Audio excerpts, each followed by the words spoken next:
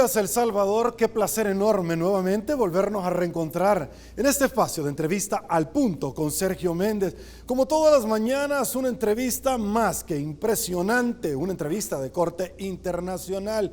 El experto Joseph Umire, experto en seguridad global contra el terrorismo, está en el país y por supuesto en esta su entrevista estaremos hablando de todos los problemas que vive hoy por hoy allá en el Cono Sur, Venezuela. Hablaremos del terrorismo, cómo se ha globalizado, cuál es la relación que este tiene con los carteles de droga en Latinoamérica y en el mundo entero.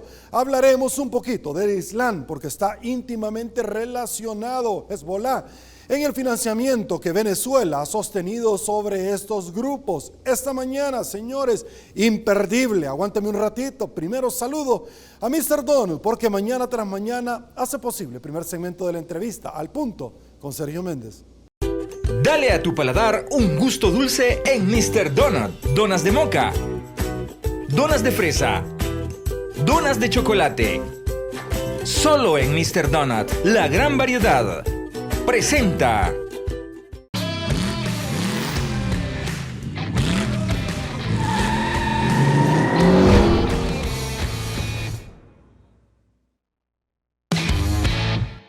Y bueno, señores, nos incorporamos a esta tribuna de entrevista y con el mayor de los placeres le damos la bienvenida esta mañana a nuestro invitado de lujo, Joseph Umire, experto en seguridad global contra el terrorismo.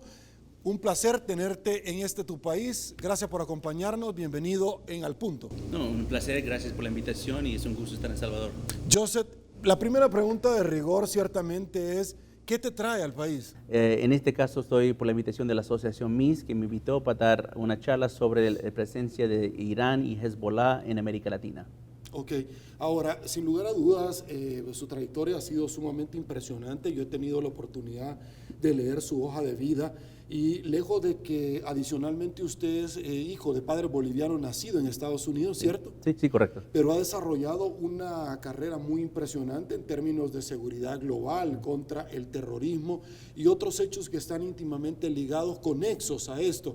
Joseph, si en una forma muy sintética usted le podría explicar al pueblo salvadoreño su hoja de vida, los hechos más importantes de los cuales usted ha prestado sus servicios a diferentes instituciones, no solamente privadas, sino que públicas. Claro. ¿Cómo lo podría describir, por favor? Sí, mira, lo principal es que yo he dado testimonios ante congresos, parlamentos, asesoría a diferentes ministerios en el ámbito del nexo que es entre terrorismo islámico y crimen organizado transnacional. Y ese nexo ha cambiado la geopolítica en América Latina al punto donde se ha visto casos trágicos como Venezuela.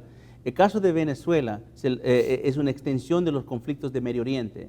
Por ejemplo, te describo el caso de Siria, ¿no? El caso de Siria es una crisis humanitaria que puso los más grandes números de refugiados a nivel mundial, con alta presencia de Irán, Rusia, Turquía y Hezbollah. Esa descripción ahora es Venezuela. Entonces, eso no es por coincidencia, porque es un fenómeno de lo que el Departamento de Defensa llama amenazas transregionales.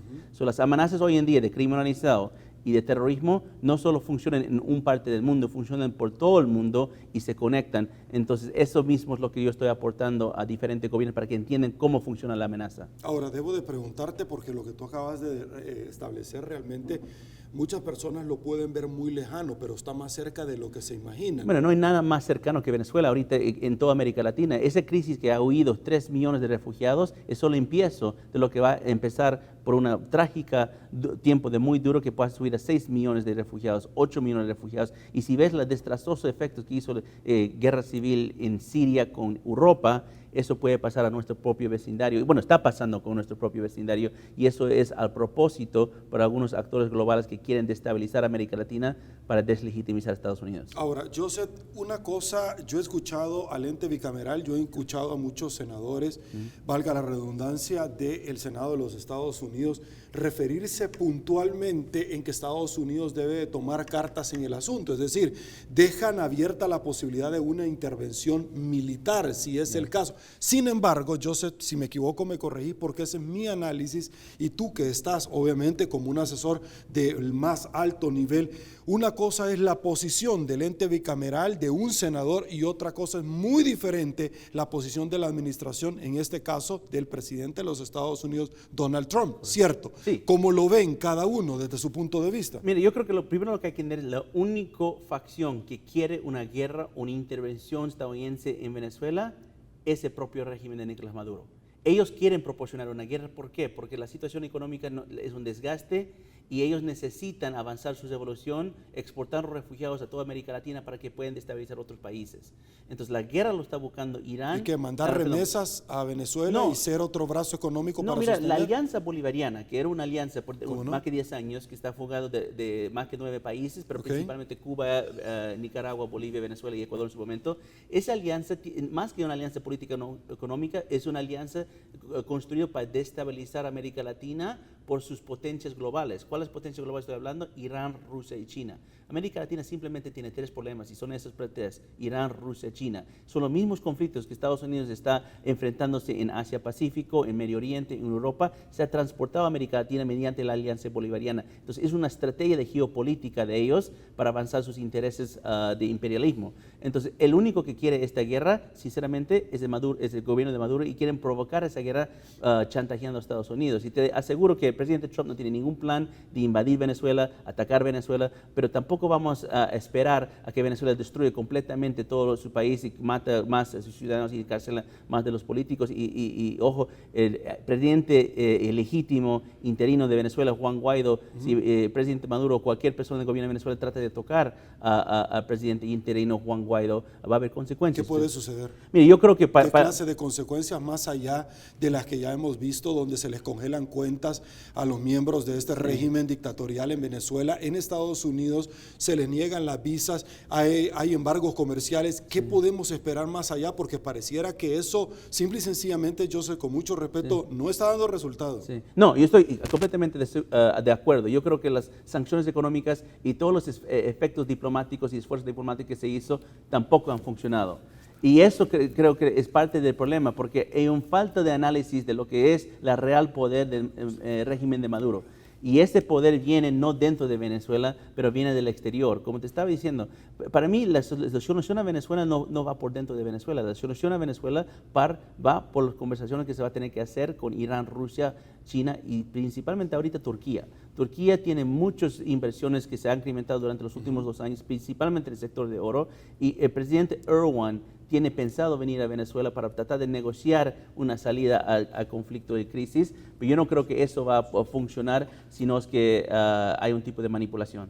Ahora, algo que es importante también decirlo, porque si en algún momento Estados Unidos podría tocar a Venezuela de cualquier manera. Por ejemplo, hemos visto nosotros la Organización de Estados Americanos por medio del representante, el señor Almagro, donde ha activado o pide nuevamente una manifestación puntual sobre este tema, la Carta Democrática. Sin embargo, vemos que el presidente de Venezuela, hoy por hoy, Nicolás Maduro, es decir, digo hoy por hoy porque vemos nosotros el Palacio de Miraflores rodeado por el ente castrense, y por eso digo hoy por hoy, porque no ha querido ceder el poder. Lo interesante de todo esto es que le ha dado 72 horas al gobierno de los Estados Unidos para que se vaya de la embajada de Estados Unidos en ese país, embajada que es territorio ficticio de los Estados Unidos. ¿Realmente va a suceder eso? ¿Va a llegar a la fuerza? ¿Lo va a sacar? ¿Se va a exponer Nicolás Maduro? Y si no lo hace, queda muy mal, porque entonces el liderazgo se le viene abajo con sus seguidores. ¿De quién? ¿De Maduro? ¿Qué va a pasar? Si en alguna medida le podemos llamar liderazgo, pero ¿qué va a pasar? Es decir, los buenos y los malos, al no hacer algo que ya había advertido, queda muy mal, se debilita, se quiebra. ¿Qué puede suceder? Mira, para empezar hay que entender que Maduro no es la persona más importante en el régimen de Venezuela. Okay. Maduro, por ejemplo, dijiste algo hace muy puntual, dijiste castristas en el régimen de Maduro, ¿no? Pero déjame plantear algo. ¿Quieres que pare? Déjame plantear algo que es de Cuba, no es el principal actor externo en Venezuela. La revolución bolivariana de Venezuela no ha seguido de pie a letra a la revolución cubana. Más bien, la revolución bolivariana de Venezuela parece más a las revoluciones árabes en Siria de su momento, mucho más que Cuba. Porque Cuba, ¿qué fue? Cuba fue una guerrilla que tomó el poder a la fuerza. ¿Qué fue la revolución bolivariana?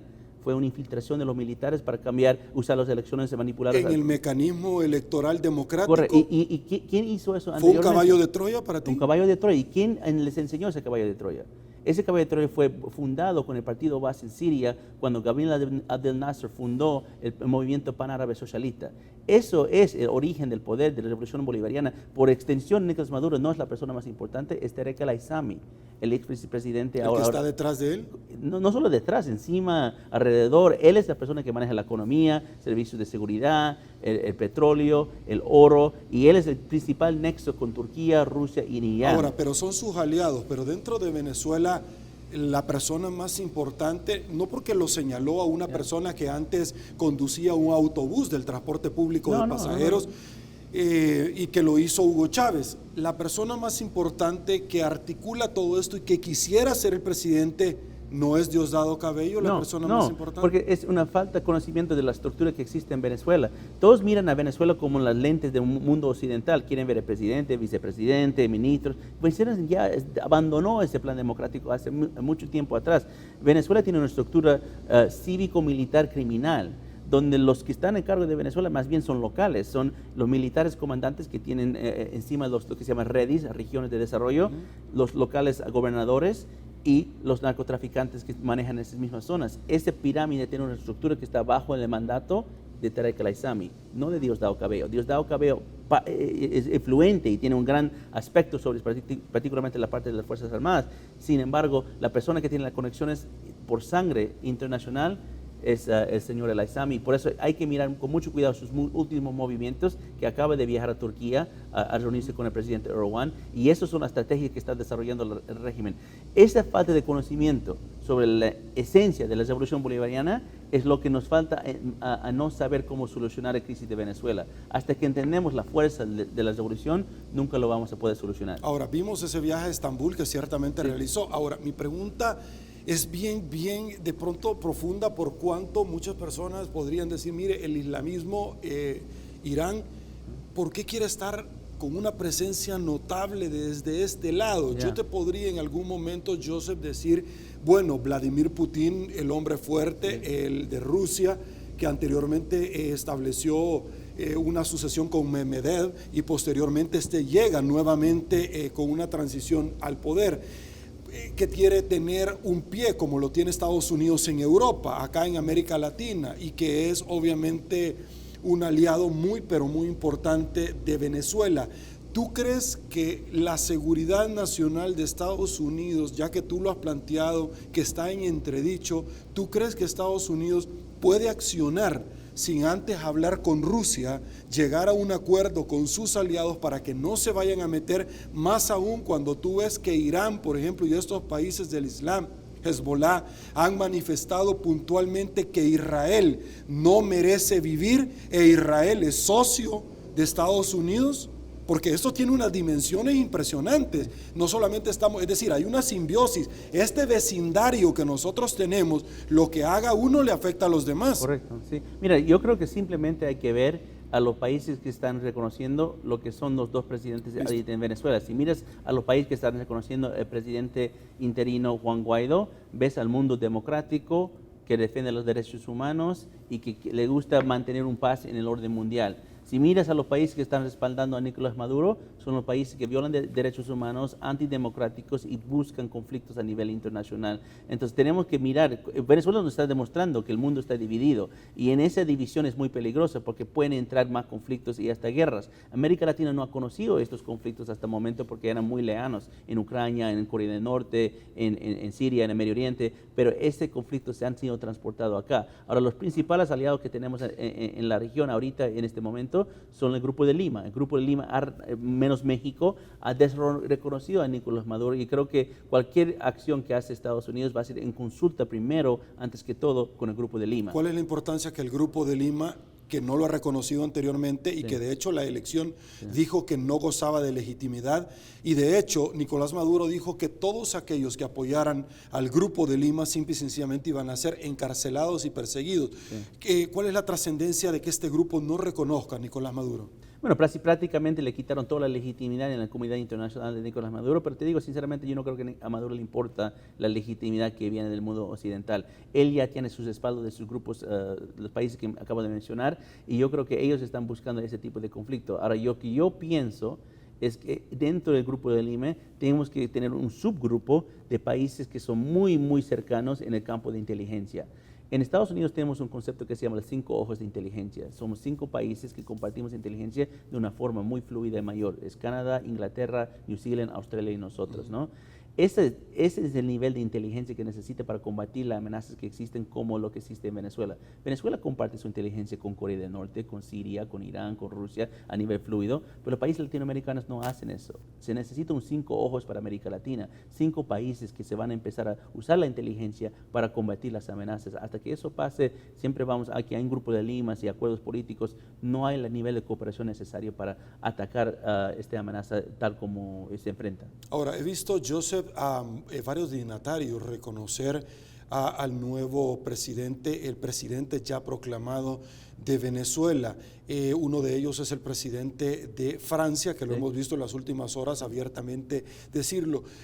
¿Cuáles serían las consecuencias de esto? Porque muchas personas dentro del régimen castrense, la Fuerza Armada Venezolana, los comandantes han mostrado total respaldo a Nicolás Maduro. Sí. Muchos apuntalan que ellos no tienen necesidad que esto se acabe porque muchos de esos comandantes son multimillonarios, claro, a consecuencia de haber mantenido un respaldo por mucho tiempo desde Chávez hasta Maduro.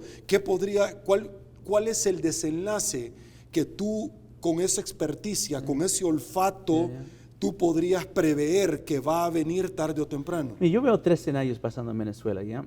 Uno es, el mejor caso que muchos están esperando es que las Fuerzas Armadas se levantan contra Nicolás Maduro y respaldan a Juan Guaidó constitucionalmente respaldado por la Constitución de Venezuela. ¿Crees que eso puede suceder? Es un escenario, yo no pienso que va a pasar, pero es un escenario que y creo que el propio presidente Juan Guaidó está esperando eso. Pero en ese escenario, ¿qué va a pasar? Maduro no necesita las Fuerzas Armadas para mantener el poder porque está respaldado por las avispas negras de Cuba, la Basij de Irán, el partido Hezbollah de Líbano, la ELN, la FARC y todos estos grupos armados. Entonces, si ellos se enfrentan, eso es un escenario para una guerra civil. Y yo creo que eso siempre es lo que ha querido el presidente Maduro y todo el régimen de Venezuela, porque solamente con una guerra civil van a poder fraccionar el país para poder impulsar los refugiados fuera y hacer conflictos en las fronteras. Es un escenario. Otro escenario sería que, digamos, las Fuerzas Armadas no hacen nada, se respaldan a Nicolás Maduro, y él hace lo mismo que hizo en 2017, lo que hicieron en 2014, que es completamente perseguir a toda la oposición y la militares y todas las personas que son oponentes al régimen y encarcelarlos, matarlos, asesinarlos.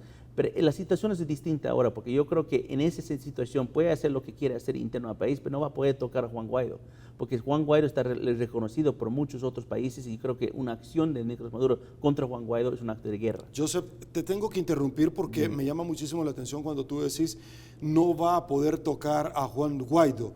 ¿No fue el mismo caso del reconocimiento público y la proclamación autoproclamación y que obviamente lo reconocieron mundialmente con Capriles y hoy por hoy está en una Bartolina, en una cárcel? Claro. ¿No fue lo mismo? Leopoldo López te refiere, pero miren, muy distinto. Esos eran congresistas, esos eran candidatos a la presidencia. Pero un líder.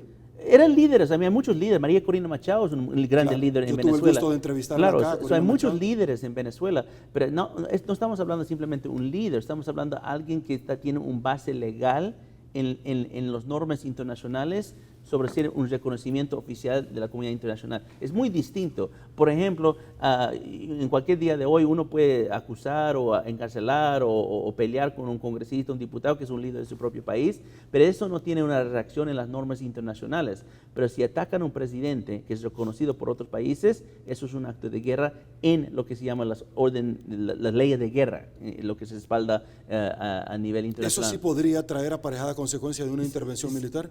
No sé si una intervención militar, pero va a haber acciones muy fuertes y no creo que va a venir de Estados Unidos, yo creo que va a venir del Grupo de Lima, principalmente de Colombia. Colombia es el principal gobierno que ahorita está protegiendo y dando respaldo ¿Tú a... no crees que otro escenario podría ser que Nicolás Maduro se quiera aislar? Es decir, él cerrando la frontera con Colombia y con Brasil, con Bolsonaro. ¿Tú no crees que él... Eso es un escenario, y Ok. hay un escenario que yo veo donde Maduro salga del poder, negociado, una negociación que se hace de un muy alto nivel entre el Grupo de Lima con países de Como se le respaldo. ofreció al expresidente de Egipto, Mubarak, Correcto. y que no aceptó y terminó el mal. Sí, pero digamos en ese escenario, yo creo que ese escenario hay que mirar más Rusia y Turquía, porque van a ser actores que van a negociar esa salida. Y digamos que Maduro va a Istambul, como estaba hace poco comiendo su cena y todo.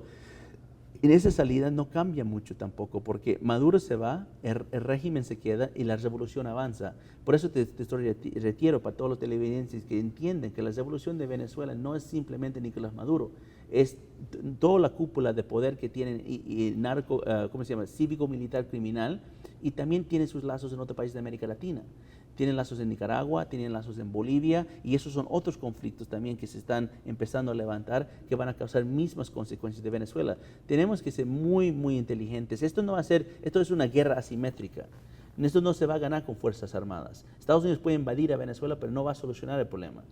Esto se va a ganar no con mano dura ni con mano diplomática, se va a ganar con inteligencia. Tenemos que ser más inteligentes de las amenazas. ¿Tú no crees que él puede tener el día de mañana el mismo futuro que tuvo en su momento Noriega, el ex hombre fuerte de Panamá, donde abiertamente con un corvo en la mano venía y desafiaba a los Estados Unidos como lo ha hecho? ¿Tú no crees que va a llevar, lo van a agarrar, no lo para van nada, a sacar? porque Noriega no tenía el respaldo institucional de Rusia, no tenía la presencia de Hezbollah dentro de su país, no tenía a China prácticamente dado toda su inteligencia de señales, no tenía este contexto internacional que tiene Nicolás Maduro. El conflicto de Venezuela parece menos a Panamá o cualquier otro conflicto que hemos visto en América Latina y más a Siria. Siria es lo más parecido a Venezuela y si quieres saber qué va a pasar en Venezuela, debes estudiar qué pasó en Siria. Y eso te va a indicar. Ahorita en Venezuela estamos prácticamente como donde Siria estaba en 2011, al punto de la guerra civil. ¿Y qué pasó en Siria? O sea, había guerras, tragedias, intervenciones, bombas químicas, ataques químicos a su pueblo, y al final Bashar al-Assad que quedó en poder. Esas lecciones que aprendimos en Siria tenemos que aplicar a Venezuela, porque de seguro los dos están conectados. Por ejemplo, en una ciudad en Siria, en el suroeste de Siria, hay más de 250,000 venezolanos. Es decir, la ciudad se llama la pequeña Venezuela de Siria, Azuaira. Y esa conexión cultural que han construido durante décadas es parte de la infraestructura logística terrorista criminal que están utilizando para mantener poder. Joseph, ¿tú crees que Estados Unidos está valorando el tema de la inteligencia para salir adelante en esto y que no valora otra posibilidad concreta, porque prácticamente a estos socios de Venezuela, él abiertamente les estaría también declarando la guerra?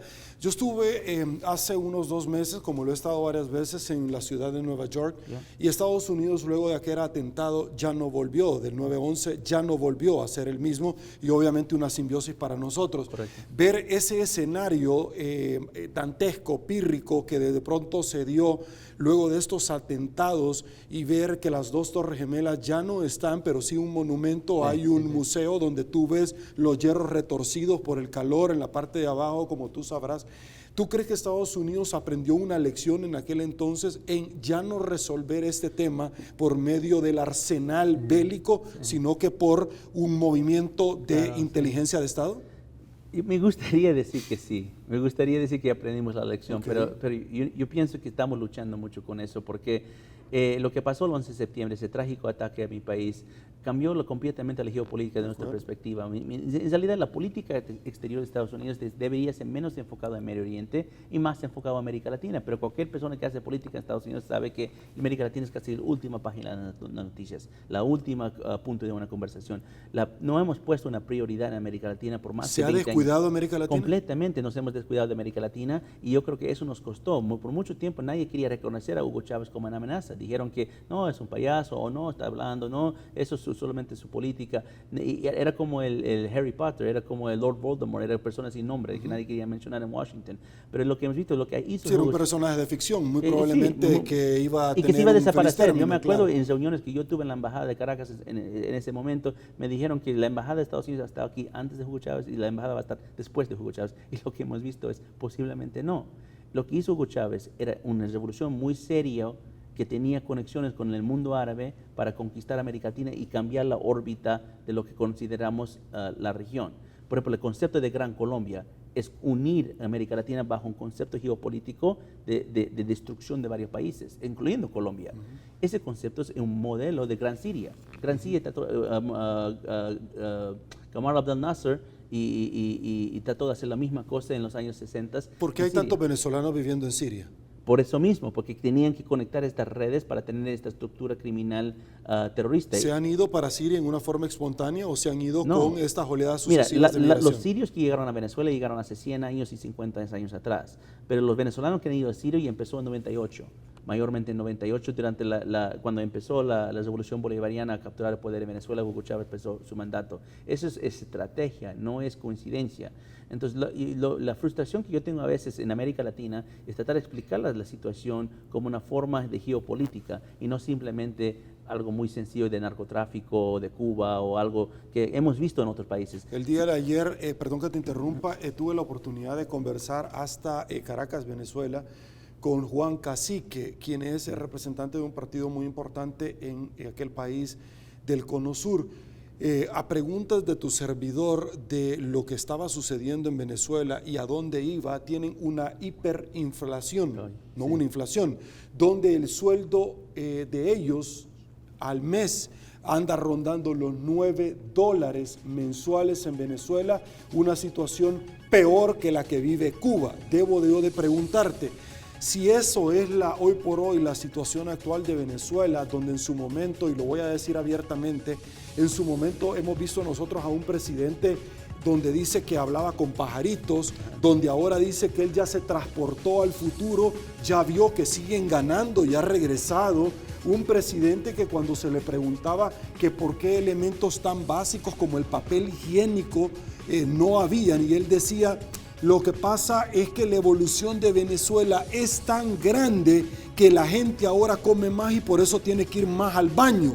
Es decir, le falta respeto constantemente a la inteligencia. Debo yo de preguntarte, si se da una hiperinflación en Venezuela, ¿quién está sosteniendo a Venezuela ese régimen? Porque el precio del crudo se desplomó hace mucho tiempo con la OPEP.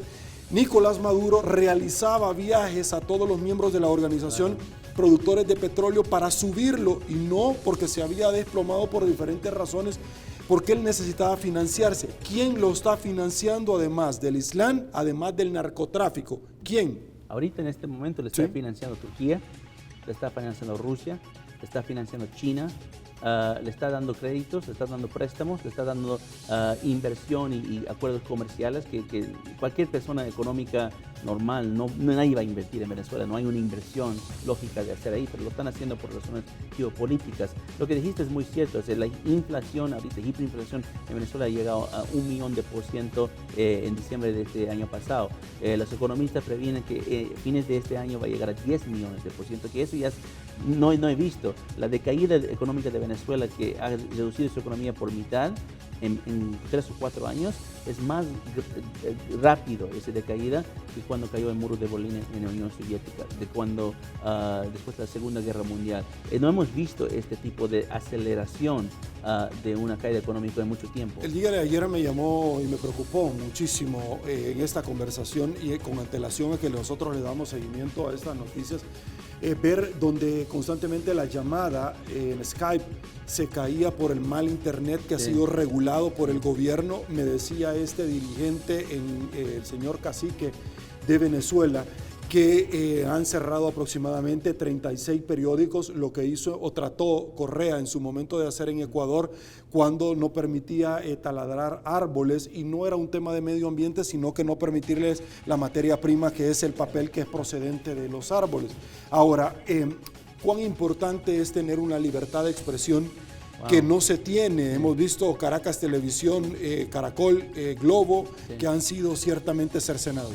No, eso es fundamental. O sea, las noticias en Venezuela son manejadas por propaganda del propio régimen.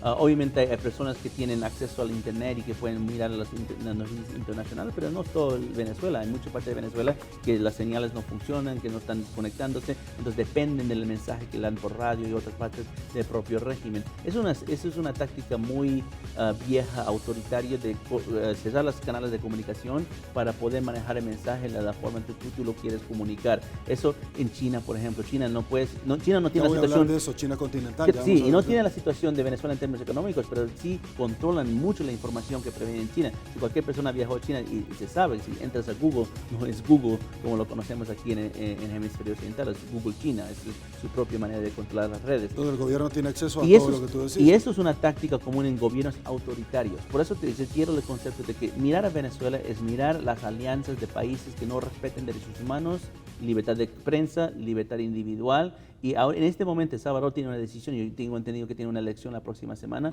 Los salvadoreños tienen que pensar muy bien a quién van a elegir al presidente, porque ya los momentos de áreas grises y áreas nublosas se terminó. Tienen que tomar una decisión firme. ¿Quieren ir a la dirección de Rusia, China, Irán, Venezuela, Cuba? ¿O quieren ir al mando de derechos humanos, democracia y el mundo occidental? Y eso, la futura de El Salvador, depende de la decisión de los salvadoreños en cómo eligen sus líderes. Perfecto. Joseph, voy a ir a una pausa. Al regresar, hay algo que ciertamente preocupa grandemente, porque vemos nosotros los términos deplorables de un país multimillonario, o que lo fue y que lo podría llegar a ser, cómo está sumergido en la pobreza. El tema es que en nuestro país el partido oficialista, el FMLN, dice que Venezuela es el faro que ilumina, su ejemplo a seguir. Es un tema que ciertamente debe de preocupar muchísimo a los salvadoreños. Si tan es el faro, muchos se preguntan, señores, ¿por qué no se van a vivir allá? Claro. Pausa, volvemos. Dale a tu paladar un gusto dulce en Mr. Donut. Donas de moca, donas de fresa, donas de chocolate. Solo en Mr. Donut, la gran variedad. Presentó.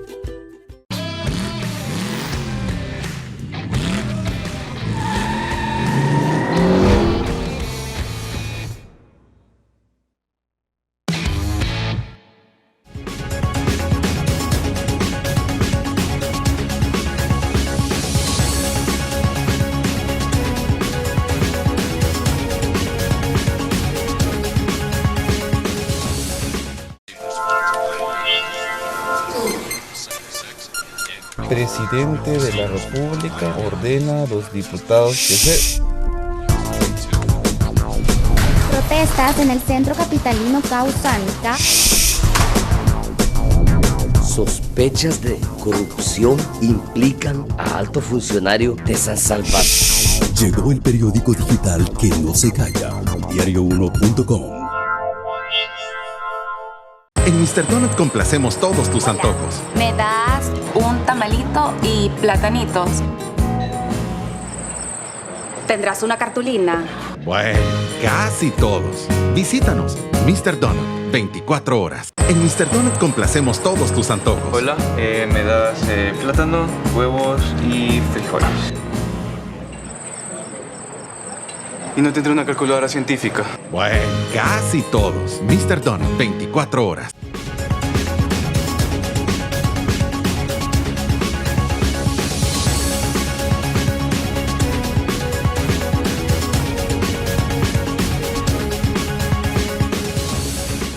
Estamos de regreso, mil gracias El Salvador por su preferencia. Muchísimas gracias, sin lugar a dudas, por darle seguimiento a una entrevista de corte internacional. Joseph ya había dejado sobre la mesa sentado una relación de estos países del área del ALBA, como nosotros vimos, o Petrocaribe, donde acá lo quisieron hacer, pero en ese momento, en el 2014, el barril del crudo estaba demasiado bajo, por lo tanto el presidente Salvador Sánchez Serén no lo llevó a un feliz término. Joseph, yo me quiero empezar a tejer ciertas conexiones que existen con Nicaragua, con El Salvador, pero antes evacuar el cono sur de estos países que ya no son lo que un día fueron. Vimos nosotros en su momento a un Lula da Silva que estaba en esa línea, estaba ya encaminado. También a la expresidenta, hoy por hoy procesado, Ana Cristina Kirchner, y que ciertamente se le vincula a la muerte de un investigador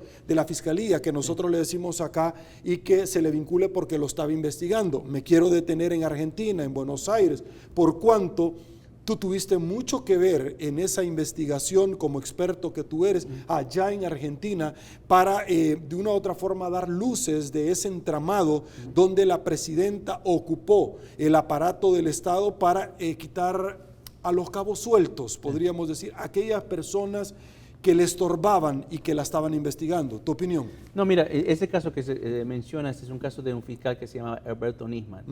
Nisman murió en función de su trabajo investigando un trágico atentado terrorista que pasó en 94 en Buenos Aires. Era un bombazo que tumbó un edificio que se llama La AMIA. Eso es el ataque más grande de terrorismo islámico en el hemisferio occidental antes del 11 de septiembre. Entonces lo que pasa es que en la trayectoria de investigar eso, obviamente estás investigando Irán, Hezbollah, y es muy peligroso. Y lo que pasa es que su presidente en ese momento, Cristina Fernández de Kirchner, empezó a asociarse con Irán. Se empezó a negociar con terroristas. Sí. O sea, prácticamente violó una traición a la patria de Argentina, y él como fiscal designado a mirar ese caso empezó a investigar a la propia ¿Con qué objetivo ya se empezó a relacionar? Porque se estaban negociando con los propios terroristas que hicieron el atentado de 94 en Buenos Aires. O sea, es como equivalente de Estados Unidos que si nosotros hubiéramos estado haciendo un acuerdo comercial con el Talibán, ¿no? Que hicieron parte de lo complot. Ella estuvo vinculado a ese atentado. Ella estaba negociando un memorándum de entendimiento con Irán. ¿A cambio de qué? Si era la presidenta. Supuestamente a cambio de granos y petróleo. Y eso fue parte de un memorándum que era muy polémico, y Nisman antes de murió puso un cargo, un juicio de que violación a la patria, traición a la patria le puso contra la cristiana, y a una semana murió. Ahora, pero ¿quién en su sano juicio resulta ser como bien tétrico hablar de que alguien en su propia casa se puede automutilar, crear un atentado a cambio de que me vayan a traer comida para darles a los que sobrevivieron, a los que no se murieron? No, pero eso no es un autoatentado, eso es un atentado que pasaron hace 25 años atrás, pero lo que pasa es que Cristina Kirchner no le importó las consecuencias de los víctimas. No, claro, y aquí quiso hacer tapadera. Sí, y lo que le importó más es asociarse con las relaciones diplomáticas que quería que hacer para manejar su política. Pero eso se acabó en muchos aspectos. Mauricio Macri ganó la presidencia argentina, es otro país ahora, en Brasil ahora ganó. Muchos de esos expresidentes de ese famoso socialismo del siglo XXI o de Foro Sao Paulo están bajo juicios y cargos y delitos. Y la región está cambiando, pero sin embargo los conflictos están empezando a presentarse. Estos conflictos no empezaron ayer ni anteayer, empezaron durante los mandatos de estos gobiernos que empezaron a hacer las condiciones para llevar a la condición donde llamamos hoy. Uno de esos, por ejemplo, que yo estoy mirando con mucho cuidado es las caravanas de Centroamérica. Las caravanas no son una migración regular. ¿Quién las está motivando? Es una buena pregunta, no te lo puedo decir con certeza que no lo sé, pero yo estuve en octubre en Guatemala observando las caravanas de cerca con el gobierno de Guatemala, y lo que te puedo decir es dos cosas. Uno, hay que separar mito de realidad. Es absolutamente comprobado que había personas de África, Surasia y Medio Oriente en las caravanas. ¿Ya? Habían 200, según las autoridades guatemaltecas, habían 232 personas en las caravanas que tenían provenientes de África o sur de Asia. En Estados Unidos tenemos un término que se llama en inglés Special Interest Aliens, que en español sería como migrantes de interés especial. ¿Y por qué son de interés especial? Porque los designamos así dentro de los servicios migratorios porque provienen de uno de 35 países con alta presencia de grupos terroristas. Nosotros monitoreamos eso con mucho cuidado. Había gente de uno de esos países dentro de las caravanas. Eso hay que poner, que no era algo que es simplemente solo puro migrantes centroamericanos. El segundo es, si quisieran ir a Estados Unidos de una forma como todos los migrantes salen, hubieran tomado la costa. Es la manera más corta de llegar a Estados Unidos a la frontera. Si querían ir de la manera más rápido, como hacen todos los narcotraficantes, tomaron la carretera panamericana. Pero tomaron la ruta más larga y más lenta para llegar a Tijuana. ¿Y por qué hicieron eso? Porque hay una infraestructura construida de ONGs que manejan para este preciso momento una masa de movilización de migrantes. Entonces, ¿de ahí viene el flujo económico para sostener estas migraciones? Las ONGs fue financiado por ya casi 6, 7 años para construir apoyo a migrantes cuando no hubo tanto crisis migrantes. Había algunos con los niños no acompañados, con los cubanos, pero no tanto como estamos viendo en este momento. ¿Quién está detrás de las ONG? Esa es una excelente pregunta. Yo estoy mirando mucho en ese aspecto unos grupos en Honduras, uno por ejemplo se llama Pueblos Sin Fronteras, que tiene vinculación con el exmandatario Mel Zelaya, que hace un poco antes de que empezaron estas caravanas viajó a Venezuela y Bolivia. Entonces yo creo que es una agrupación política, los mismos que estamos hablando durante toda la entrevista. El que está en contra en Honduras de Juan Orlando Hernández. Claro, exacto, y que quieren utilizar la migración irregular como un arma para destabilizar los países y poner dudas sobre las fronteras. Ok, ahora, debo de hacerte varias preguntas que yo tengo sobre el tintero acá y que producción me ha compartido. Y una de las primeras preguntas, quizás dentro de esta dinámica a quemarropa, ¿quién es Óscar Salvador Rodríguez Pineda?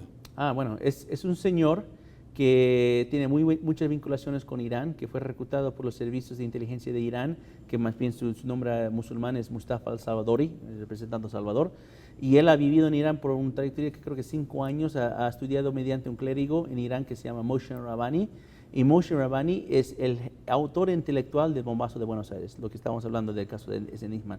Él es la persona, según la Fiscalía de Argentina, la persona que construyó ese ataque terrorista. Entonces, ese es el mentor a Mustafa Salvadori que está ahorita... ¿De dónde es originario esta persona? Es de Salvador, él es originario de Salvador, él vivió toda su vida acá, pero lo que pasa es que fue reclutado por los servicios de inteligencia de Irán para empezar a formarlo, para construir un base de misioneros islámicos que entran a Salvador. ¿Por recomendación de quién fue reclutado esta persona? Mira, la información... ¿Está vinculado el Partido Oficialista de El Salvador? No, de eso no lo sé, pero la forma que él hizo sus vinculaciones, de lo que yo conozco, es que lo hizo mediante sus viajes que hizo a Brasil y Colombia, ¿no? Y ahí hay una red mucho más grande que de estos mismos sujetos. ¿En Brasil antes con Lula? Era durante el gobierno de Lula, sí, correcto, y le empezaron a formar ahí, más bien... ¿En Colombia Juan Manuel no me acuerdo del presidente en ese momento, pero yo sé que le empezaron a aprender portugués. Esto es parte de lo que se llama una célula política, ¿no? Una célula política llega 10 años de un atentado, porque ellos tienen que construir las condiciones para que los operadores logísticos y después operativos llegan a construir un potencial atentado terrorista. Ellos están encargados de lo que se dice en fútbol, embarrar la cancha, para que nadie compre jueces, empiezan a hacer corrupción, para que nadie entienda cómo funcionan las cosas. Cuando un atentado viene, todo el mundo se desaparece. Entonces, estas células están monitoreadas, están bajo vigilación, y yo sé que los servicios internacionales saben muy bien de qué están haciendo. Joseph, hay venezolanos en Siria que nunca han visitado Venezuela y Nicolás Maduro legitima esas identidades. Sí, eso es preocupante. ¿Por qué? No, mira, había un documental en CNN español que yo pude ayudar, que se llama Pasaportes en la Sombra, y sugiero que todos lo miran. Porque ese documental habló... ¿Lo googlean eso? ¿Pasaportes en la sombra, CNN? En la sombra de CNN en español, sí, correcto. Y lo que reveló ese documental era de que el gobierno de Venezuela estaba dando documentación a diferentes sospechados miembros del grupo terrorista Hezbollah en el Medio Oriente. O sea, usando sus embajadas y consulados en el Medio Oriente de Venezuela para dar este servicio. Pero lo que no entró en el documental, porque era más corto, era que no se trataba solamente de documentos de identidad, se trataba de certificados de nacimiento, cuentas propietarias, cuentas bancarias, para construir toda una identidad para una persona que digamos que nunca pisó Venezuela, desde Líbano o Jordania o y que Irak, control remoto lo está haciendo. Pero tiene una identidad venezolana, con toda la documentación que es respaldada por el gobierno de Venezuela. Entonces esas personas son una fantasma. O sea, tiene un nombre iraquí y un nombre venezolano, y cuando quiere se presenta como iraquí o se presenta como venezolano. Eso para los servicios de inteligencia es un sueño, tener un gobierno que te da una cobertura completamente oficial, y eso es lo que Venezuela hizo para presuntos miembros de Hezbollah. Y eso es preocupante porque hay personas con el tema de refugiados, hay personas de Venezuela que están huyéndose a toda América Latina y no sabemos si exactamente son venezolanos. no podemos verificar esa información. La misma problema tuvimos en Siria también, cuando les estaban saliendo de la guerra civil en Siria, no se podía verificar la documentación. Por eso el presidente Trump puso lo que se llama un control migratorio sobre ciertos países, porque tenemos que protegernos a ese tipo de amenaza. Ahora, ¿cuál tú crees que ha sido la razón en esta elección última particularmente, en el cual el presidente Maduro nuevamente se alza en la victoria aparentemente? Sí. ¿Ha sido que en algún momento, como yo conversaba ayer en la noche con este político de venezolano, el señor Cacique, y me decía, Sergio, nosotros quisimos salir a las calles y darle como una especie de escarmiento con el tema del referéndum a Nicolás Maduro y no salir, es decir, darle un bochorno, y al final, porque no salimos, al final nos terminamos pegando un balazo en el pie. Yeah. ¿Tú crees? Y te planteo esto porque vienen las elecciones en El Salvador y ya se ha establecido muchísimas veces donde los salvadoreños muy probablemente están harta de los políticos, que es básicamente el caldo que ocupan otros para ingresar en ese desánimo y tomarse obviamente la cosa pública del Estado. ¿Tú crees que eso es lo que en parte ha llevado a Venezuela en esta edición para darle un escarmiento, no salir a votar cuando tenía que hacer un voto masivo? No había ninguna posibilidad que la oposición hubiera ganado de forma electoral. Las elecciones en Venezuela terminaron en 2007, te doy sinceramente. Cada elección después de 2007 fueron engañados, robados, manipulados, con intervención extranjera. Entonces no hay una manera de ganar en Venezuela de una forma electoral. Entonces yo creo que fue la decisión correcta de ni siquiera jugar ese juego. Jugar el juego de democracia o de orden legal en un país donde no respeta las normas democráticas y no respeta el marco legal es jugar el juego de ellos. Ellos quieren manipular la imagen, la percepción del público para que piensan que tienen un gobierno legítimo, pero todo el mundo ya sabe y se ha despertado que no es cierto. Entonces yo no creo que había camino a ganar electoralmente en Venezuela, y no lo hay. Ahora, ¿por qué se oponen tanto los países en Latinoamérica? El Salvador vive esa dinámica. La Sala de lo Constitucional saliente hasta la saciedad les exigió una ley de partidos políticos. ¿A dónde quiero llegar? ¿Cuán daño puede representar no tener una legislación bajo una transparencia de partidos que te indiquen quién realmente los está financiando en una carrera electoral?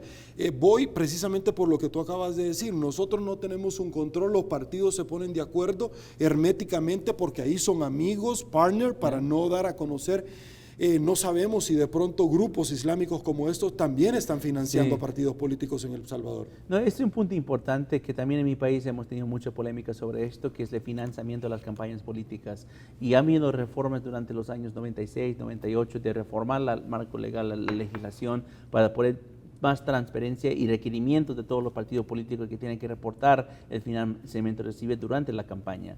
Y yo creo que, yo no voy a decir que Estados Unidos es perfecto en ese modo también, que hay muchos, creo que críticas al respecto, pero yo creo que es importante que el público sepa que está financiando una campaña política. Eso es muy sencillo, yo lo considero básico. Si alguien quiere saber quién va a votar, quieren saber quién lo patrocina, porque eso te indica. Por ejemplo, mucho en mi labor, yo dirijo un ONG, un centro de estudios, ¿no? Y muchos me preguntan quién te financia.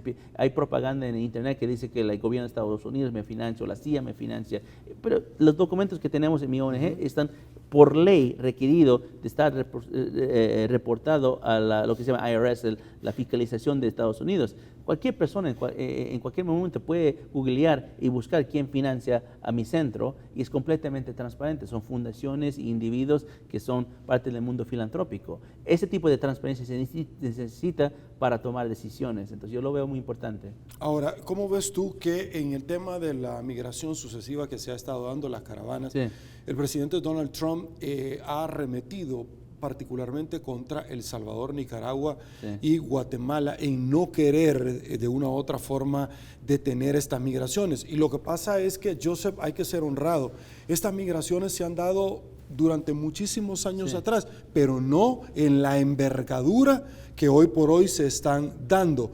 ¿Cuál tú crees que es el verdadero objetivo que está detrás de impulsar estas migraciones? ¿Tú crees que es para golpear la administración del presidente Donald Trump, que sigue insistiendo. De hecho, hubo un paro en el gobierno negociando con el Senado que necesita la plata para construir el muro. ¿Tú crees que para allá va realmente la dirección de la voluntad? Sí, un poco en ese lado. Yo creo que también va al lado hay una estrategia que está desarrollada por Venezuela, Bolivia, todas las alianzas que estamos.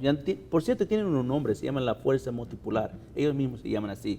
Y la estrategia es retar el concepto de soberanía democrática y fronteras. Entonces ellos quieren promover un pueblo sin fronteras para poder poner una duda sobre las fronteras para cambiar la geografía de la región. No hay un gran Colombia si no puedes cambiar el concepto de Colombia. Entonces eso es parte de la estrategia. Yo creo que eso va detrás de algunos de esos elementos con las caravanas. Pero también obviamente hay personas dentro de Estados Unidos que quieren usar esto para atacar al presidente Trump y decir que su idea de su muro es una locura y todo eso. Pero yo creo que esa es la parte interna de doméstico, la batalla que siempre hay. Hay muchas personas que están en contra del presidente Trump, particularmente en Washington, en el Capitolio. Pero déjame, si me permites, Sergio, el concepto de muro creo que fue más comunicado a nivel internacional. Mucha gente quiere comparar el muro de que Trump quiere hacer con la frontera con el concepto de como lo que hizo Alemania durante la el muro de Berlín, en nazis y todo. Pero es muy distinto. En los guetos que mantenía en la Segunda Guerra Mundial de los judíos. Para dividir un país y para poder sacar a personas dentro de un sistema. Esto es muy distinto. Este muro no representa la habilidad de dividir un país.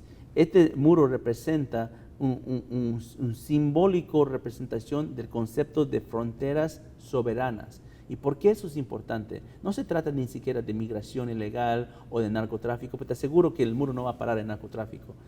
Eso es importante porque el muro fronteras soberanas representan donde malas ideas terminan y buenas ideas empiezan. Por ejemplo, nadie quiere tener la misma sistema política de Venezuela en su propio país. Y no es que no queremos, vamos a aceptar a los refugiados venezolanos, queremos ayudarlos, pero no queremos esas ideas que construyen en las bases políticas, bases populares, dentro de un país para que crezcan a tomar las políticas como hicieron en Venezuela. Entonces, ese concepto de fronteras soberanas es muy importante para luchar contra este tipo de amenaza. Entonces, en ese sentido, yo creo que el muro simbólico de eso es buenas ideas terminan malas ideas terminan y buenas ideas empiezan. Ok, en Latinoamérica vemos nosotros que hay 8 países de los cuales han reconocido el nuevo gobierno de Juan Guaidó en Venezuela. Lo que sucede, Joseph, es que en Centroamérica hay 2 países que reconocen el gobierno de Nicolás Maduro y uno de ellos es Nicaragua con Daniel Ortega y otro es este país el cual tú ahora estás visitando, El Salvador. De hecho, a la toma de posesión fue el presidente Sánchez Serén, el presidente peor evaluado de todos los siglos en este país desde que hay encuesta. En los 5 años, 4 de nota cabe sacar, pero en los 5 años anduvo en 4.5. Esto es importante destacarlo. ¿A dónde yo quiero llegar con todo esto? Para que el pueblo salvadoreño pueda entender que la transición del próximo gobierno se va a dar en el mes de junio. En el mes de septiembre se acabó el plazo que la administración Trump dio luego que los migrantes ya no van más en el estatus de protección temporal. Número 1, para que vean la crisis económica que podría estar afrontando nuestro país. Adicionalmente, también ha dicho que va a revisar el área del ALCA, del Tratado de Libre Comercio, que en términos de degradación arancelaria y de flujos económicos de exportaciones le genera más de $2.000 millones a El Salvador. Ese éxodo que nosotros vemos en Venezuela muy probablemente podría ser la película que El Salvador con diferentes actores podría estar viendo en los próximos días si no toma decisiones de acuerdo a una sensatez y no a emociones de caudillos que vienen a vender falsas promesas. ¿Tu opinión? Mire, yo creo que en ese aspecto lo que estás planteando es que Salvador tiene que decidir en qué aspecto de las alianzas se quiere relacionar, ¿no? Por ejemplo, yo tengo entendido que Salvador está empezando negocios con China, ¿no? Que quiere empezar. De eso quería hablar más adelante contigo. Y eso es algo que ya tiene una gran elección en toda América Latina, en África, en otras partes del mundo, donde China no es un socio comercial normal. Lo que China hace en muchos casos es da préstamos y créditos a nivel mayor del Producto Interno Bruto para que la gente no puede recuperar esos pagarlos. ingresos. No les endeudan. ¿Tienen una política extraccionista? Y de endeudamiento. Claro, y para endeuda a los después países quitarle las cosas. para quitarle territorio. ¿Y por qué quiere territorio? Porque necesita instalarse sus bases militares. Entonces, esto pasó en Argentina, pasó en Ecuador, pasó obviamente en Venezuela, Nicaragua, no era eso prácticamente un socio comercial de ellos, pero pasó a varias ocasiones y lo que no quieres es que eso pase en Salvador. Entonces, lo que yo creo que lo que Estados Unidos está haciendo, no simplemente, todos estamos hablando de la política que se está mandando TPS y libre comercio, pero en realidad hay un programa dentro del Departamento de Tesoro que se llama América Crece, y ese programa se trata de dar ayuda en el lado de infraestructura, ayuda en el lado energético, para aportar un poco las economías de América Latina, pero tiene un propósito. El propósito es, los países de América Latina tienen que decidir si van a ser socios con China. Eso no va a ser compatible con ser socio con Estados Unidos. Y si eso va así, no vamos a dar esas preferencias a eso. Entonces, lo que ha demostrado el gobierno ahorita de Sánchez Serén es que han preferido estar alineados con China que con Estados Unidos, y eso tiene consecuencias. Pero ¿cuáles son los beneficios de estar con China en términos muy prácticos? Que con Estados Unidos, que tenemos más de 3 millones de salvadoreños, un tratado de libre comercio y una historia de relaciones bilaterales. Y una conexión cultural, donde creo que hay más salvadoreños en Estados Unidos que hay en Salvador, por tanto la migración, y también hay grandes remesas que están viniendo a este país. Pero yo creo que lo que es una política de corto plazo, de recibir beneficios inmediatos, tal vez hasta beneficios personales para algunos políticos, para poder después salir del poder y entregar la soberanía del país. También es parte de un plan geopolítico. Yo creo que el gobierno de Sánchez Serén ha decidido hace años atrás de ser parte de la agrupación de la Alianza Bolivariana y por extensión con sus socios extrarregionales. Entonces yo creo que él siente que necesita hacer esto para mantener su poder político. Joseph, me voy a ir a una pausa, pero quiero retomar este tema porque es importante. Yo te había dicho que quería darle un espacio, un apartado especial. Aguántame un ratito, señores. Soy Sergio Méndez y esto es Al Punto. Regresamos en segundos. Aguántame un ratito. Volvemos.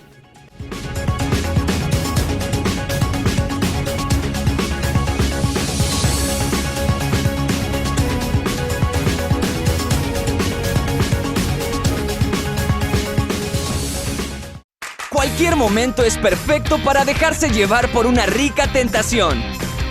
¡Nieves! Puede venir en muchísimos sabores. Banana hawaiana. Tan natural como la fruta. Banana split. Increíbles mezclas. Cake helado. Cappuccino. Hay una gran variedad de especialidades. Sundays. Puedes escoger la que más te guste. Y disfruta una tentación bien helada. Boston Premium Ice Cream. En Mr. Donut complacemos todos tus antojos. ¿Me das un tamalito y platanitos? ¿Tendrás una cartulina? Bueno, casi todos. Visítanos, Mr. Donut, 24 horas. En Mr. Donut complacemos todos tus antojos. Hola, me das plátano, huevos y frijoles. Y no tendré una calculadora científica. Bueno, casi todos. Mr. Donut, 24 horas.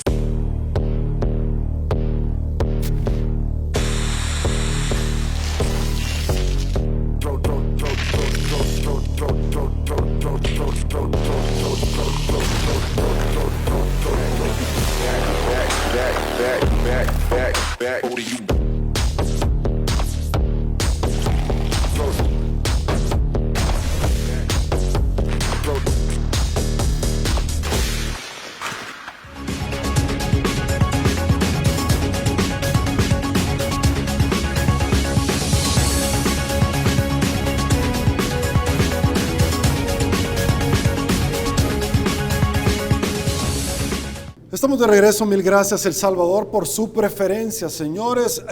Antes de seguir con esta entrevista de corte internacional, déjenme compartirlo con todos ustedes. Producción, acompáñenme a presentar el tradicional collage de noticias, las más emblemáticas acaecidas en los últimos días y que están íntimamente relacionados con los tópicos que esta mañana abordamos con usted y con nuestro invitado. Producción, arrancamos.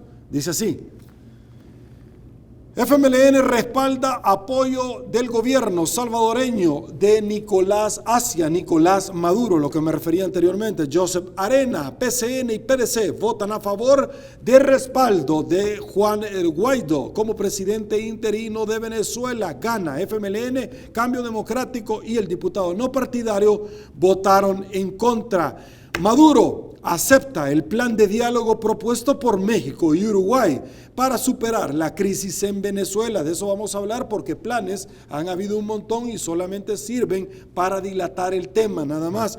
Centroamérica se divide entre la proclamación de Juan Guaidó en Venezuela. El Salvador y Nicaragua apoyan a Maduro. Parte de los titulares más importantes, señores, acaecidos en los últimos días. Estados Unidos ordena la salida de su personal no esencial de la embajada en aquel país, algo que conversábamos anteriormente.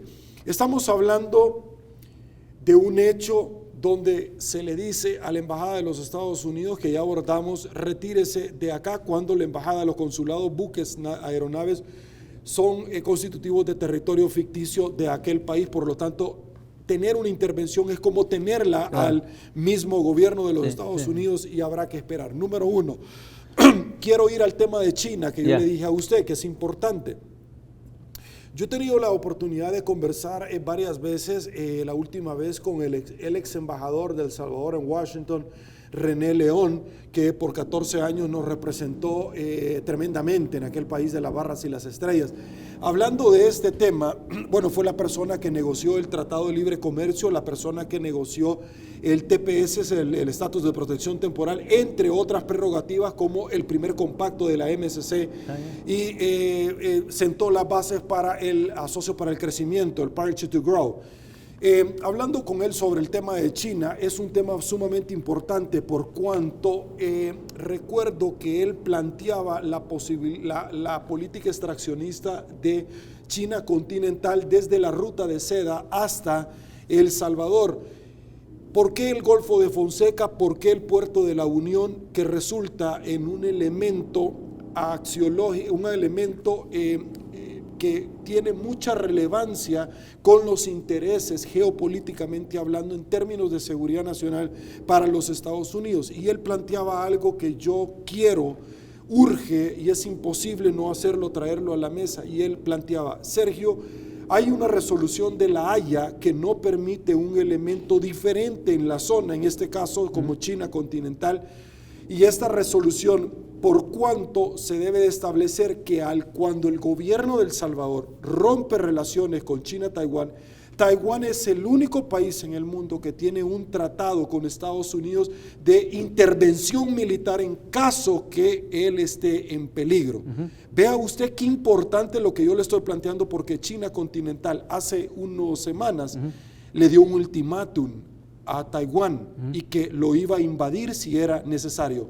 ¿Qué repercusiones pueden haber, no solamente para Taiwán, allá del otro lado del mundo, dentro de este andamiaje asiático, sino para todos aquellos países como El Salvador que lo han respaldado? ¿Tu opinión? Yo creo que eso tiene unas consecuencias muy graves en el sentido de que China tiene, más que allá de simplemente su política contra Taiwán, que quiere aislar a Taiwán completamente a nivel de la comunidad internacional, y pone mucha presión a los gobiernos para no reconocer Taiwán. Yo creo que aquí en Centroamérica lo ha hecho durante un tiempo, pero que China tiene una política de poder controlar territorios.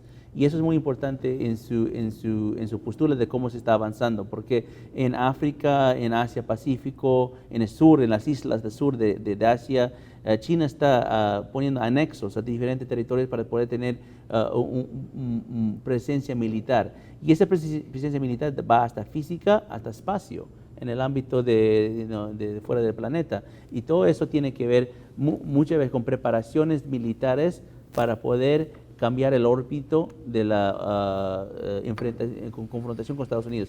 Pero China es muy cuidadoso, no quiere confrontar a Estados Unidos directamente, nunca quiere decir directamente, ni chantajear, ni hacer una retórica dura, pero sus acciones muestran muchas cosas. Te voy a dar un ejemplo. En Argentina, por ejemplo, el ex gobierno de Cristina Kirchner firmó como Salvador varios acuerdos con China, y entre esos acuerdos eran acuerdos que les ayudaba como la infraestructura de un carril. Y habían otros proyectos que no eran nada productivos para Argentina y más bien era muy poco transparente, que podía causar daños, como un base de satélites que tienen en la Patagonia. Y cuando Mauricio Macri entró a la presidencia y quiso renegociar todo esto, tratados con China, y habló sobre el base satelital que no da nada a Argentina, dijo que podemos renegociar ese acuerdo. China le dijo, mirad la letra fina en todos tus acuerdos. Y lo que tiene China es que han conjugado todos sus acuerdos para que si sales de una, sales de todas. Y eso es un poco para mí, un poco de chantaje comercial, para decir que si tú vas a firmar este acuerdo comercial conmigo, entonces podemos hacer otras maniobras a nivel de tu órbita, de tu terreno. Entonces hay que mirar mucho la estrategia de China geográfica de agarrar territorios, porque lo está haciendo con propósitos militares. Ahora, en este caso vemos nosotros también una relación de Corea del Norte, cuando de pronto también es un enemigo puntual de Estados Unidos con sus misiles. Vemos nosotros un entramado con el gobierno de Venezuela, pero también quiero llegar a esta posición de, yo lo digo, el estacionamiento más grande del mundo, como es precisamente lo que nosotros conocemos allá en la Unión, este Golfo de Fonseca, y es que Japón ha desarrollado, vemos nosotros allá en la zona, precisamente por este puerto de la Unión, bajo una inversión muy grande, más de ¿Japón? 200, Japón, ¿cierto? Sí, Japón, el representativo del Sol Naciente, pero también ahí se está dando el segundo compacto de la MSC. Y llega China a tratar de poner también su pie en esta zona geopolíticamente, cuando ya lo hizo en Panamá, que está el canal de Panamá, cuando anteriormente también le regaló a Costa Rica el estadio de la Sabana, pero no tuvo mayores elementos. Es decir, el embajador en León llamaba a la reflexión en decir, señores, no crean que China es otra Venezuela y que les va a dar dinero. No lo hace, señores. No crean que va a haber un almuerzo de gratis. No lo ha hecho en ningún país del mundo. No lo hizo en Costa Rica. ¿Cuál ha sido el beneficio? Pero lo preocupante de todo es cuando se retira Taiwán de nuestro país y dice, el gobierno del FMLN nos pidió una cantidad desmesurada de dinero para mantener, entre otras cosas, las elecciones. Es decir, es un tema ya de chantaje. ¿Tu opinión? No, yo creo que estoy de acuerdo con eso. Yo creo que China está usando su comercio para chantajear las condiciones internas políticas de un país. Yo creo que ningún país en América Latina, mucho menos Salvador, debe aguantar ese tipo de acciones de cualquier gobierno, mucho menos a China. Hay una forma de guerra económica que está pasando en este momento, donde China quiere usar todos los mecanismos a su disposición para salir del orden monetario, para salir del sistema monetario financiero internacional. Entonces, mira, ¿por qué Salvador es un gran reto para China? Igual que Panamá y igual que Ecuador. China tiene alta presencia en Ecuador, Panamá y ahora Salvador. ¿Por qué? Porque son países dolarizados. Y China tiene entre su política y su ambición romper el dólar de Estados Unidos. Entonces, si parte de su política es entrar para poder tener tanta inversión en un país, para que te pueden hacer las condiciones monetarias, para que ellos ordenen otro sistema de pagos y ya no usen el dólar. Entonces, eso es una parte de la conversación que se hizo en Ecuador durante Rafael Correa, siempre parte de la conversación en Panamá, y yo creo que podría convertirse en parte de la conversación en Ecuador si es que China avance con sus intereses estratégicos. Ahora, si hablamos nosotros de los aliados que tienen el régimen y que tenía, y hoy por hoy buscado por la justicia, Rafael Correa, que también trató de quebrar los medios de comunicación, como ya te lo planteaba, ¿cómo es que él llega a perfilarse? ¿Cómo es que él se llega a encauzar cuando fue una persona que llegó con muchas expectativas, con una preparación muy alta, inclusive en una universidad muy representativa de los Estados Unidos, donde pasó, claro, Chicago, Illinois, y que pasó por los Estados Unidos, y una persona que se vendió como un capitalismo puro, pero a la larga se alineó precisamente a estos países. ¿Cómo es que se dio de pronto esta historia o este pasaje de la historia allá en ese país como Ecuador? Sí, mire, yo estuve en Ecuador un buen tiempo, a pesar de que he vivido un poco en el país cuando era estudiante, y es un país hermoso que creo que con mucha ecología, muchos ambientes. Pero lo que creo que pasó es un tráfico de influencias que llegó a presidente Correa. Presidente Correa no fue parte de un fenómeno solo, él era parte de una alianza que le llevó al poder y que tuvo que mantener su poder mediante esa alianza. La misma alianza que estamos hablando, la alianza bolivariana. Entonces, digamos que no estaba de acuerdo con toda la política de Venezuela o Cuba o Bolivia, tenía que mantener esa amistad y esa conexión para tener sus potencias dentro de Venezuela, dentro de Ecuador. Y ese mismo potencias vienen con las condiciones de China, Rusia, Irán, y eso es lo que fue para mí su error. Él tuvo que aceptar ciertas condiciones de China para mantener su poder político, porque es lo que mandaba esa alianza.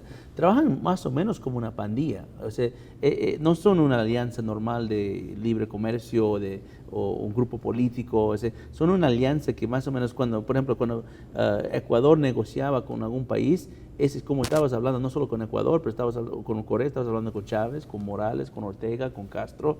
Así funcionaban ellos, porque la realidad era que son países pequeños y pobres con muy poca potencia militar. Entonces tenían que agruparse para poder proyectar su propio poder. Y yo creo que Correa cayó en esa trampa y tuve que mantenerlo hasta que salió de la presidencia. Pero hay que decir también que él salió de la presidencia de una forma ordenada, o sea, no hizo ningún levantamiento o show como hizo Cristina Kirchner en Argentina, y transicionó el poder a Lenín Moreno, y Lenín Moreno no ha mantenido esa misma política de Rafael Correa, aunque eran del mismo partido en su momento. Entonces yo creo que hay que decir también que Rafael Correa no hizo completamente el papel de Hugo Chávez o Evo Morales en su misma agrupación. Tú has tenido la posibilidad de conocer el caso que ha estremecido a Latinoamérica en temas de corrupción, como es Odebrecht, y te planteo esto porque vemos nosotros que estos países o estos exdignatarios que ciertamente están siendo señalados, procesados o ya condenados, como Lula, y que trató con Dilma Rousseff, por ejemplo, de agarrarse con dientes, con las uñas, de crearle hasta plazas que tuvieran fuero para protegerlo. El caso Odebrecht allá en Brasil ha tenido Joao Santana, por ejemplo, o el ex CEO de esta empresa, y lo que abiertamente ha aceptado un criterio de oportunidad, diciendo cómo era el mecanismo para poder financiar a estos partidos políticos, a estos candidatos, y luego llegar al poder. Todos los países estos del ALBA que estaban ciertamente alineados o lo están a este régimen del señor Maduro recibieron plata. De hecho, en nuestro país abiertamente se ha establecido que el ex presidente de El Salvador, Mauricio Funes, recibió, lo hicieron allá, el ex fiscal de El Salvador mandó y fue a traer las pruebas. Te planteo la relación que puede haber de una cosa con otra por una simbiosis, por cuanto yo tuve la oportunidad de entrevistar a Danny Dalton, ex agente de la DEA en nuestro país, y abiertamente me dijo a su servidor, a preguntas mías, de que el narcotráfico patrocinó la campaña de Mauricio Funes. Mi pregunta de todo esto es, ¿hay alguna relación de estas empresas que van por el mundo tirando cantidades impresionantes de plata y que ocupan otros mecanismos para pasarlo de un país a otro, para evitar el lavado de dinero? ¿Tu opinión? Sí, es una... Déjame plantear algo que es un poco distinto. Por favor. Me imagino que Odebrecht, el caso de Odebrecht, que se ha aplicado a 12 países en América Latina, que tiene casos judiciales en Estados Unidos, es conocido más como un caso de corrupción, me imagino, ¿no? Pero déjame plantear que no es corrupción Odebrecht, y eso es importante entender. 10 años que la división de operaciones estructuradas dentro de Odebrecht, como se conoce como la división de coimas, operó de 2006 a 2016, en esos 10 años, los primeros 5 años sí era corrupción, donde pagaron coimas para beneficios políticos. Eso es normal en la corrupción. Pero los segundos 5 años pagaron 20 veces más coimas que ganancias. Ok, coimas para que la gente pueda entender. Coimas es como un dinero que debajo de la mesa. Dádivas, sí, talibas, claro. como dicen aquí, talibas. Dime, ¿cuál político paga tálimas para perder dinero? ¿Cuál empresa paga tálimas a un político para perder dinero? Eso no existe. Pero los últimos 5 años de esa división, ellos pagaron 20 veces más tálimas de sus ganancias. Eso significa que no era simplemente corrupción. Entonces había otros de estas. La persona en Brasil que era testigo a este caso de Odebrecht, él dijo algo muy interesante cuando la autoridad brasileña empezaron a interrogar. Él dijo que no se trataba simplemente de pagar dinero. Con los políticos nos enteramos de todo. Claro, no es inteligencia. Dinero para pagar proyectos, es inteligencia. Mira, sabemos con qué amantes tienen, qué tipo de comida les gusta, cuáles son sus vicios, entonces sacamos toda esta información y se puede también usar esa información para después chantajear a los políticos. Yo creo que Odebrecht, más allá de simplemente ser corrupción, que no es evidentemente solo corrupción, yo creo que también es un mecanismo que se fue utilizado para extraer información. Para extraer información y para después chantear políticamente a escenarios estratégicos. Por ejemplo, el caso de Odebrecht que está pegando más duro en este momento es en Perú, donde casi todos los últimos presidentes... Donde estaba Toledo ahí, ¿no? Toledo, García, Fujimori... Alan García, claro. Casi todo. Alberto Fujimori. Humala mismo, bueno, ¿no? Ollanta Humala, pero también Keiko Fujimori. Entonces, lo que hicieron eso... y acuérdense que eso salpicó duro cuando PPK era presidente de Perú, y lo utilizaron ¿por qué? Porque PPK empezó a alinearse con Estados Unidos contra Venezuela. Entonces yo creo que si no hay una coincidencia... ¿Pepe Mujica? No, presidente PPK, Pedro Pablo Kuczynski, empezó a alinearse con el presidente Trump para construir el Grupo Lima, por tiempo fue construido, para enfrentar a Venezuela, y eso es cuando empezaron a soltar todos los casos de Odebrecht, cuando tenían esa información por mucho tiempo. Lo que estoy diciendo es que el caso Odebrecht está manejado de una forma mucho más sofisticada que simplemente corrupción, y no es una coincidencia por mí que en el caso de Odebrecht empezaron a moverse en un paso legal en diciembre de 2016, y ese mismo fase donde la crisis venezolana empezó a impulsar. Quiero preguntarte abiertamente, antes de abordar otro tema, ¿tú crees que el tema de Venezuela se pueda llevar a un feliz término en estos próximos años? Y te lo medito, ¿por qué?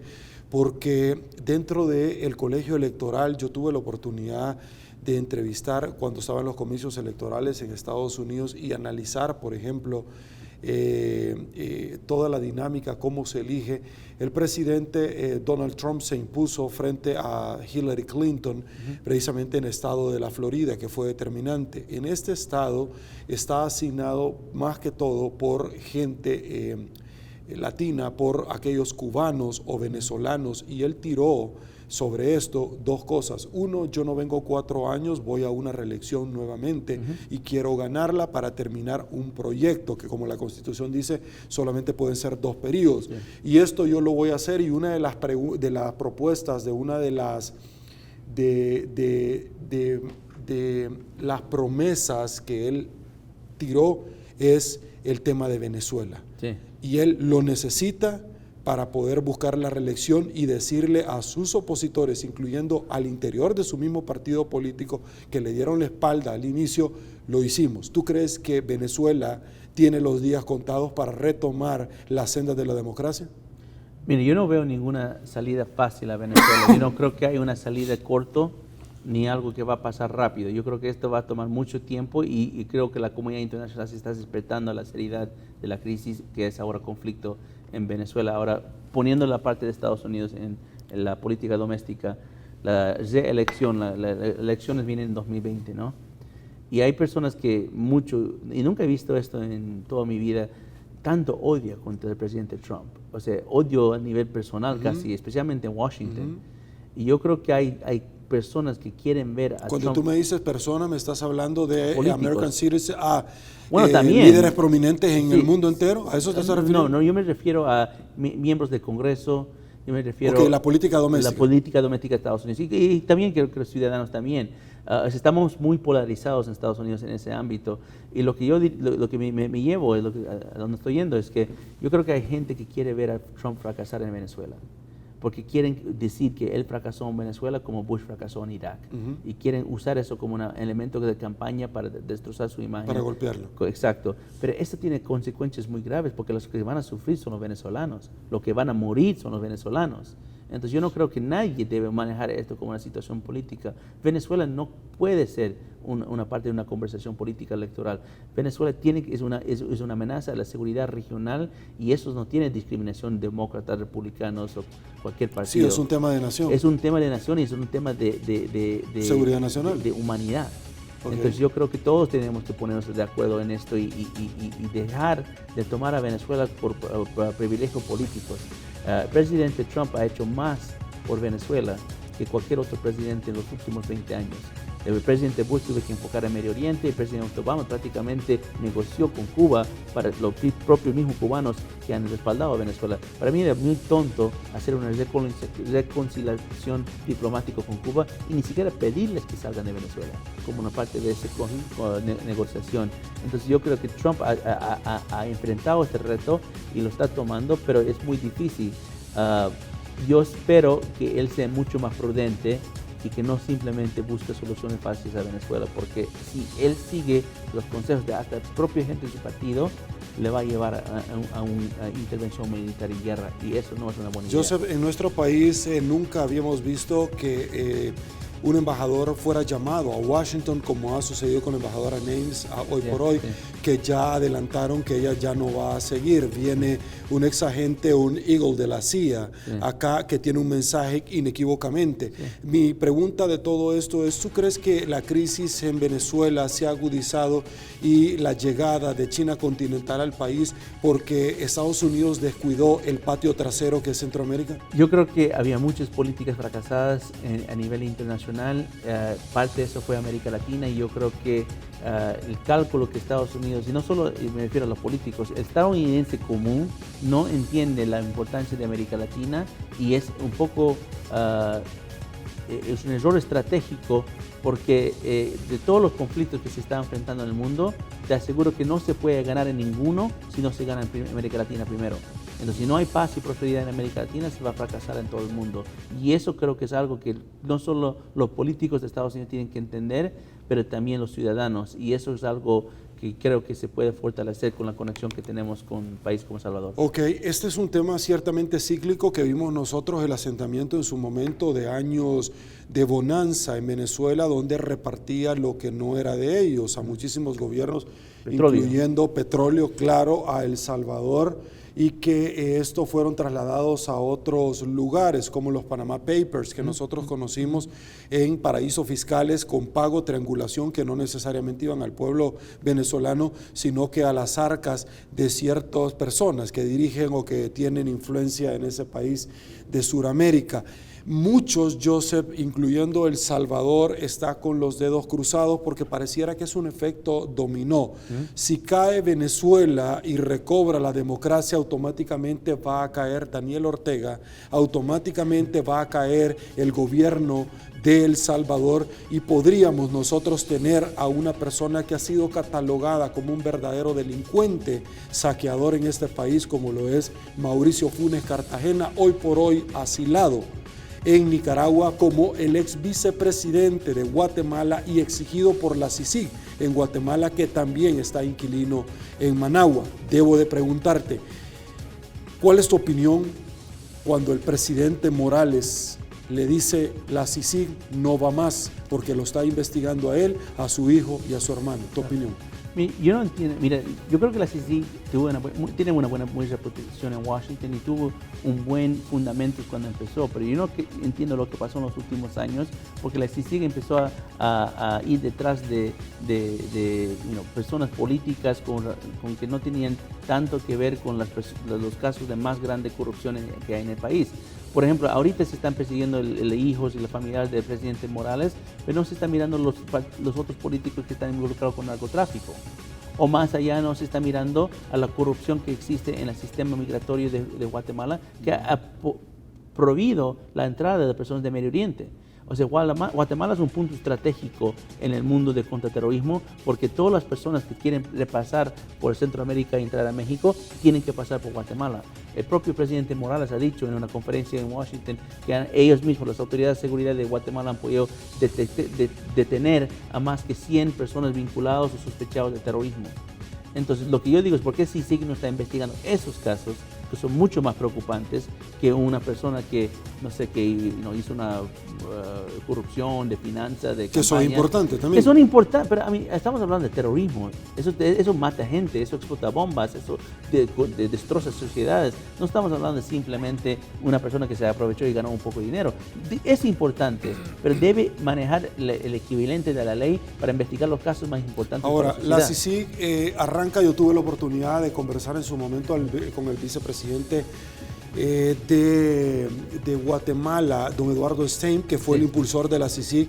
En su momento lo entrevisté y me recuerdo que a preguntas de su servidor, es decir, cómo es que se alinearon los astros, y ciertamente los argumentos se acabaron cuando se dio la muerte de los diputados salvadoreños del Parlamento, que años después se determinó que fueron exterminados precisamente porque andaban relacionados a la narcoactividad.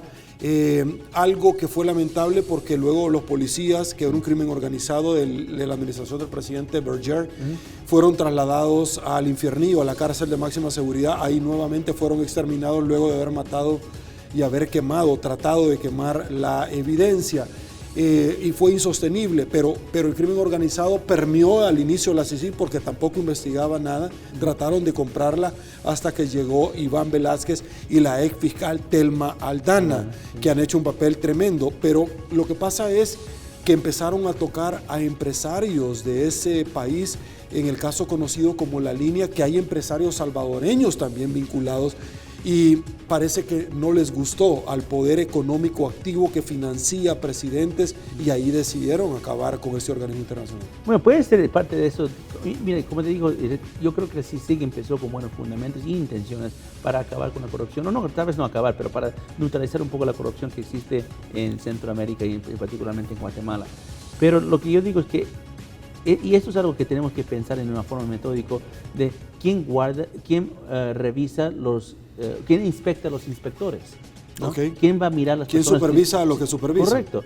Y eso, en este caso, yo creo que la CICIG transformó de ellos mismos como siendo personas que están revisando la corrupción en un país, de empezar a pensar que son sobre la ley de Guatemala y pueden hacer lo que les da la gana. Las historias que a mí me han contado personas del Parlamento del Congreso de Guatemala o personas vinculadas al gobierno de Guatemala son horroríficas de cómo la abusa de poder que ha hecho se sigue durante los últimos años.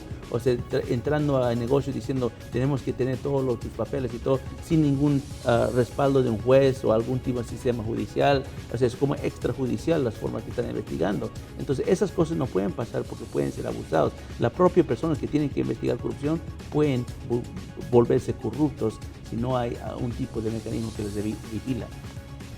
Ok, ahora algo que también es importante dentro de todo esto y que nosotros lo vemos, la MASIC, por ejemplo, en Honduras está haciendo un trabajo extraordinario que ha golpeado. En este país se ha ofertado también en términos muy propios la venida de la CICIG, una especie de esto. Lo ha hecho en el pasado Mauricio Funes, que no hizo absolutamente nada. Lo ha hecho el señor Bukele, que lo está haciendo acá, una especie de este mecanismo. Ahora, yo deseo plantearte... ¿Las Naciones Unidas? Lo que pasa es que no ha explicado a cabalidad cómo lo va a hacer, ni tampoco que va a pasar por la Asamblea Legislativa cuando personas como tu servidor, que soy abogado, además de periodista, no entendemos cuál es el mecanismo porque ya está dado en la Constitución, es una decisión de Estado. Ahora, vemos nosotros la corrupción que ha permeado en este país y particularmente que los juzgados, la Corte Suprema de Justicia de mi país, que siempre se lleva el primer lugar por parte del Departamento de Estado de los Estados Unidos, de la institución más corrupta de este país. No hay depuración judicial, los partidos quieren manejar a su antojo, a los jueces poner a funcionarios de segundo grado. ¿Cómo se llega a sacar a un país adelante cuando las instituciones ciertamente también están tomadas por mecanismos democráticos, pero que a la larga no lo son? Mire, yo creo que en términos de corrupción y anticorrupción, mucha gente quiere mirar a la corrupción como una causa de los problemas dentro de la sociedad. Y en realidad yo me miro a la corrupción como un síntoma de los problemas de la sociedad. La corrupción es algo natural cuando los incentivos dentro de la sociedad te llevan más a la dirección de criminal. A ver, déjame si lo pongo de esta manera. En cualquier momento en la sociedad hay dos formas de empresas, ¿no? En un lado hay una empresa formal, una libre empresa, lo que llamamos, que hace negocio lícito. En el otro mundo hay una empresa criminal que hace negocio ilícito.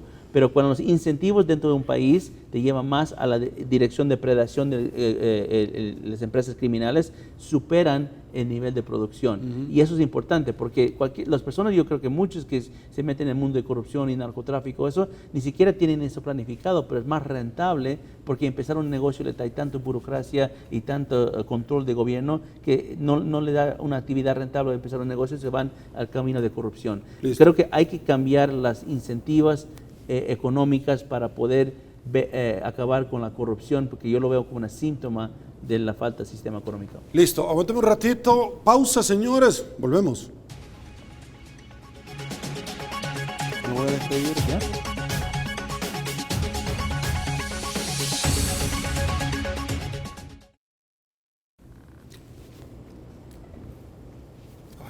Balta, hacemos lo mismo con las... Ajá, me voy para allá. Entonces, es que lo hago acá, mamá. Lo hago acá. Y entonces después me voy para allá. Va. Chivo, cuando yo me vaya a hacer el... Listo.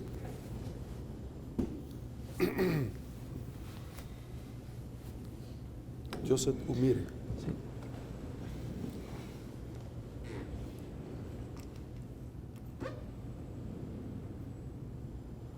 Estamos de regreso, mil gracias El Salvador, ya no hay tiempo para más. Joseph Umire, experto en seguridad nacional y combate internacional y combate globalizado y combate al crimen organizado y a la narcoactividad.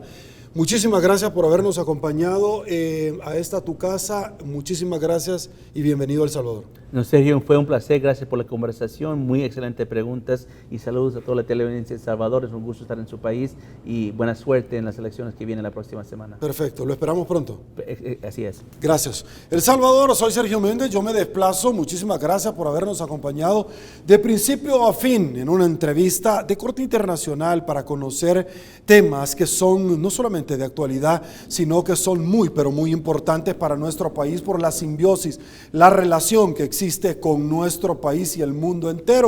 Soy Sergio Méndez, así están las cosas hoy por hoy en nuestro país. Si le gustó la entrevista, comente el resto de su vida. Será hasta una nueva oportunidad y una vez más que el Señor nos bendiga a todos.